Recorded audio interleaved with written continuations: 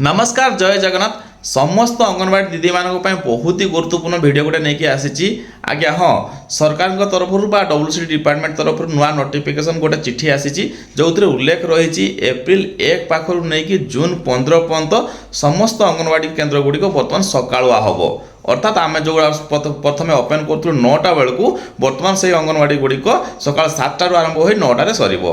किंतु एथिरे मन रखिए जेभली अंगनवाड़ी कार्य होउतला सबु कार्य ठीक से भाव में हम केवल टाइमिंग रे चेंज होती आपण मैंने प्री स्कूल एक्टिविटी करेंगे जेपरी अन्य एजुकेशनल एक्टिविटी करिया कथा करेंगे हॉट कुकिंग व्यवस्था देवे टीएचआर देवे आपण ता सहित मेजरिंग एफिशिएंसी प्रत्येक मासरे नेबे केवल टाइमिंग रे चेंज होती जोटा कि बर्तमान आप देखिपे टाइम हूँ के सका 7टार ओपन हम आ 9टा पर्यंत यह चलो ता सहित एटार उल्लेख कराई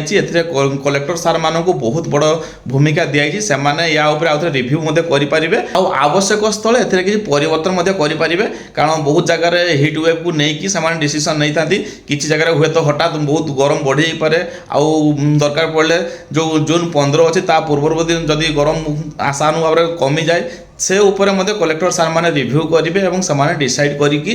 डिसीजन को किसी मात्रा एपट सपट करेंगे किंतु आशा कराऊँगी जे